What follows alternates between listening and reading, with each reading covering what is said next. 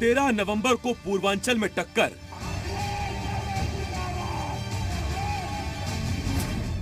एक दूसरे के गढ़ में बीजेपी एसपी। 2022 में होने वाले विधानसभा चुनाव के लिए सत्ता संग्राम की शुरुआत हो चुकी है। सत्तारूढ़ दल बीजेपी, सपा, बसपा, कांग्रेस सभी का फोकस इन दिनों पूर्वांचल पर ही है। हर कोई सत्ता पाने के लिए चुनावी समर में अपने तरकश के तीर चलाने में जुट चुका है। सभी दलों को लगता है कि यहाँ विजय मिल जाए तो सत्ता पाने में आसानी रहेगी। इसी कारण सभी राजनीतिक दल इन दिनों पूर्वांचल को ही अपना सियासी अखाड़ा बनाए हुए हैं। बीजेपी के लिए पूर्वांचल इसलिए भी महत्वपूर्ण हो जाता है क्योंकि मुख्यमंत्री योगी आदित्यनाथ का गृह जनपद गोरखपुर और प्रधानमंत्री का संसदीय क्षेत्र वाराणसी भी इसी में शामिल है। 2014 का लोकसभा चुनाव हो या फिर 2017 का विधानसभा चुनाव, फिर 2019 चुनाव में भी यहाँ बीजेपी को भारी जीत मिली। उसी जीत को बरकरार रखने के लिए बीजेपी का यहाँ पर ज्यादा फोकस है। यही वजह है कि खुद प्रधानमंत्री और गृह मंत्री अमित शाह ने यहाँ की कमान अपने हाथों में संभाले रखी है। 2022 चुनाव को देखते हुए प्रधानमंत्री मोदी कुशीनगर, सिद्धार्थनगर, वाराणसी का दौरा कर कई सौगात दे चुके हैं। पीएम मोदी अब 16 नवंबर को पूर्वांचल एक्सप्रेसवे का उद्घाटन भी करेंगे। 13 नवंबर को अमित शाह पूर्वांचल के आजमगढ़ जाएंगे। आजमगढ़ जाकर अमित शाह समाजवादी पार्टी अखिलेश यादव को बड़ी चुनौती देंगे। दरअसल आजमगढ़ समाजवादी पार्टी का गढ़ है।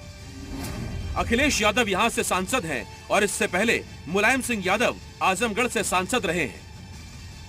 लगातार 2 लोकसभा चुनाव से आजमगढ़ जिले पर समाजवादी पार्टी का कब्जा रहा है। आने वाले चुनाव में इसी गढ़ में सेंध लगाने की कोशिश में है बीजेपी। अमित शाह आजमगढ़ में बनने वाले राज्य विश्वविद्यालय का शिलान्यास करेंगे और एक जनसभा को भी संबोधित करेंगे। अमित शाह जी बराबर लगातार इस समय उत्तर प्रदेश के दौरे पर है। आज पूरा प्रदेश उनके पीछे चल रहा है। योगी आदित्यनाथ जी के द्वारा जो जन कल्याणकारी योजनाएं, जो अपराधियों पर प्रभावी कार्रवाई, जो दंगाइयों पर प्रभावी कार्रवाई, उनकी संपत्तियों का जब्त करना, अपराधियों की संपत्ति को जब्त करने, जिससे जनता को भी सुरक्षा आई है। 13 नवंबर को जिस वक्त अमित शाह अखिलेश यादव के गढ़ आजमगढ़ में होंगे, उसी वक्त समाजवादी पार्टी अध्यक्ष अखिलेश यादव योगी आदित्यनाथ के गढ़ गोरखपुर में मौजूद रहेंगे। अमित शाह जी से आजमगढ़ का किसान जो समाजवादियों का गढ़ है सवाल करेगा कि उत्तर प्रदेश में किसानों के फसल धान तैयार है, उसकी एमएसपी तो मिल नहीं रही, नौजवान बेरोजगार है। आज की रिपोर्ट है कि 13 लाख टीईटी पास नौजवान के लिए नौकरी नहीं है।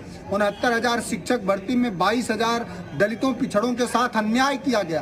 पूरे उत्तर प्रदेश में बर्बरता है, सड़कों में गड्ढे हैं, गाँवों में किसानों की जो फसल है वो आवारा और अन्ना पशु खा रहे हैं। अखिलेश यादव 13 नवंबर को गोरखपुर में समाजवादी विजय रथ यात्रा निकालेंगे। अखिलेश यादव गोरखपुर के अलावा कुशीनगर भी जाएंगे। 14 नवंबर को कुशीनगर में जनसभा को संबोधित करेंगे।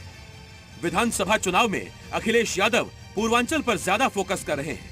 पूर्वांचल में वोटों के गणित को साधने के लिए अखिलेश यादव ने ओम प्रकाश राजभर की पार्टी सुहेल देव भारतीय समाज पार्टी से समझौता किया है। वैसे 2017 विधानसभा चुनाव के समीकरण देखें तो बीजेपी का पलड़ा पूर्वांचल में भारी रहा है। यहाँ विधानसभा की 156 सीटों में से बीजेपी के पास 106 सीटें हैं। पूर्वांचल की राजनीति के हिसाब से 13 नवंबर का दिन बेहद खास है, जहां एक तरफ अखिलेश यादव के गढ़ आजमगढ़ में अमित शाह गरजेंगे, तो वहीं दूसरी तरफ सीएम योगी आदित्यनाथ के गढ़ गोरखपुर में अखिलेश यादव अपनी रथ यात्रा निकालेंगे। ऐसे में ये पहला मौका होगा जब 2 बड़े सियासी दिग्गज पूर्वांचल में मौजूद होंगे। ऐसे में कहा जा सकता है कि पूर्वांचल की 156 विधानसभा सीटों को साधने के लिए ये 2 बड़े दिग्गज लगातार कल बयानबाजी करते हुए भी नजर आएंगे।